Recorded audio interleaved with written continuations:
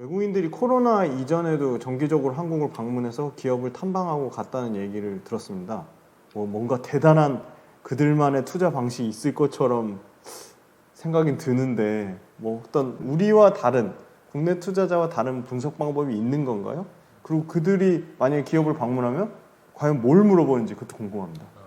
외국 투자가들이 항상 그 현장을 실사하는 그런 것을 되게 중요시합니다. 그래서 지구 반대편에 미국에 있는 투자가건, 영국 투자가건, 홍콩에 투자가건, 한국에 며칠 기업 방문을 합니다. 보통 기업 방문을 하면 이제 우리 교통이 막히니까 하루에 한 너댓 개 정도 잡거든요. 그래서 한국하고 대만을 같이 방문을 해서 비교를 하거나, 그래서 이제 외국 주권사를 주로 사용하고 국내 주권사도 가끔 가다가 이제 중소형주는 사용하는데, 그런 관련된 미팅을 저도 이제 애널리스트였을 때는 투자가랑 같이 많이 다녔고, 제가 나중에 이제 헤드가 돼서는 이제 특히 이제 시니어 미팅이 있을 때는 챙겨주고 그러는데, 기업 방문이 우리가 보통 아는 피델리티, 템플턴, 캐피털 같은 대형 뮤추얼 펀드든 아니면 타이거나 조호 같은 그런 대형 헤지 펀드건 기본적인 외국인이 보는 그 펀디멘털한 분석의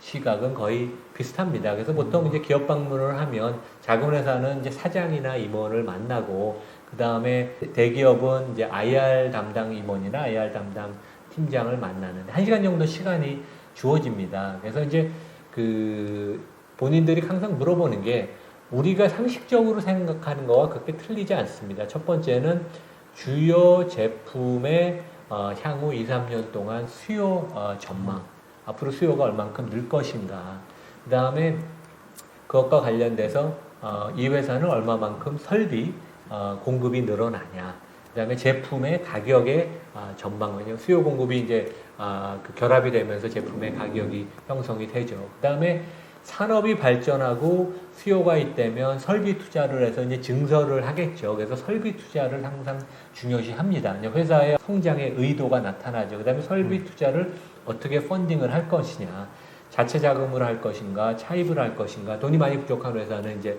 유상증자를 하겠죠. 이제 그런 것도 물어보고, 그 다음에 이제 기업 방문을 통해서 경쟁사 동향도 많이 파악을 합니다. 그래서 이제 이러한 일반적인 것도 물어보지만 실제 그 회사의 분위기를 파악하는 것도 되게 중요합니다. 그래서 옛날에 90년대 같은 데는 우리나라 기업을 방문하면 그 사무실이 이렇게 아주 말끔하게 정리가 되고, 그 다음에 전산화가 제대로 됐던 데가 삼성전자랑 포스코, 포항제철밖에 없었습니다. 그리고 제가 이제 90년대 일본을 커버할 때는 소니만 제대로 전산화가 돼 있고, 나머지 아까 파나소닉의 그 지주회사인 마스시사 같은 데는 사무실에 엄청나게 서류가 쌓여 있고, 제가 그런 걸 보면서 일본이 상당히 뒤처져 있구나, 그런 걸 느꼈거든요. 그래서 일본은 아직까지 사무실이나 집에서 팩스를 많이 쓴다고 합니다. 그런 면에 있어서 일본 기업이 얼만큼 뒤처져 있냐를 저희가 알 수 있죠. 그래서 꼭 정형화된 그 회사 관련된 질문도 하지만 회사의 분위기도 파악하고, 그 다음에 회사 사람들이 얼만큼 젊냐, 그 다음에 심지어는 이제 이런 것도 봅니다. 옛날에는 그 회사의 엘리베이터를 타면 층마다 사장님의 사무실의 위치가 몇 층이고 임원들이 몇 층에 있고 어떻게 사무실이 배치가 됐냐에 따라서 그 회사의 힘이 어디에 실려 있냐를 알 수 있거든요. 그래서 다양한 거를 하는데, 제 기억에 보면 그 타이거라는 그 전설적인 헤지 펀드가 우리나라 92년에 우리나라 철강 회사들을 방문했는데,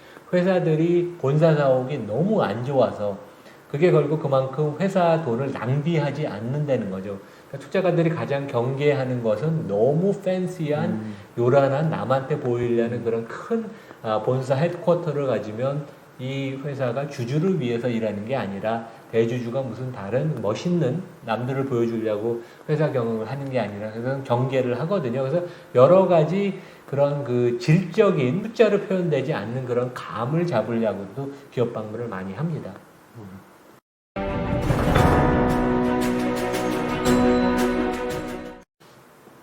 또 굉장히 흥미로운 표를 가져오셨는데, 아마 이게 외국인 투자자들이 기업 방문이 어떤 투자 프레임워크라고 하네요. 피델리티 그렇죠. 아시아 헤드 리서치에서 LG 생활건강 프레임워크를 표로 가져오셨는데, 이거 참 재밌습니다. 설명 부탁드릴게요.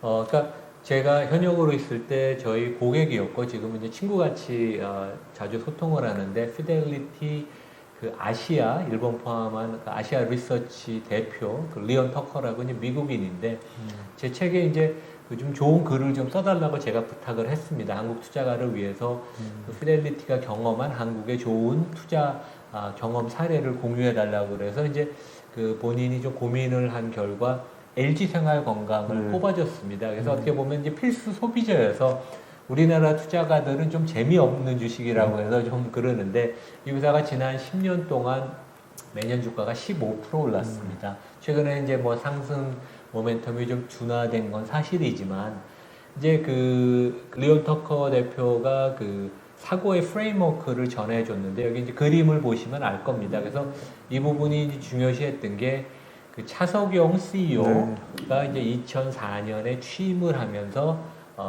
장사가 안 되는 이익이 안 나는 제품은 다 버리고 베스트 인 클래스를 추구를 한다. 그래서 차석용 CEO는 실제 컨슈머 프로덕트의 사관학교인 P&G에서 그 트레이닝을 맞습니다. 제대로 받은 분입니다. 그래서 이제 정통 코스를 거친 분이고 그래서 이제 베스트 인 클래스를 고른 다음에 K-웨이브 한국 그 화장품이 중국에서 아니면 세계적으로 인기 있는 걸 잘 활용을 했고 그 다음에 전략적으로 선택과 집중을 잘 했죠. 그래서 기능성 화장품, 스킨케어 이런 마진이 높은데 이제 집중을 했고 그래서 이런 전략을 잘 세우고 실천을 잘 했습니다. 그래서 이익과 현금 흐름이 개선이 되면서 외국 투자가들이 본격적으로 매수를 하면서 이 회사의 비즈니스 모델이 리더십이 CEO가 뛰어나고 잘 실천을 해서 앞으로 더 좋아지겠다. 그래서 그것이 계기가 돼서 LG생활건강의 퍼가 레벨업이 됐습니다. 그래서 본격적인 리레이팅인데 그래서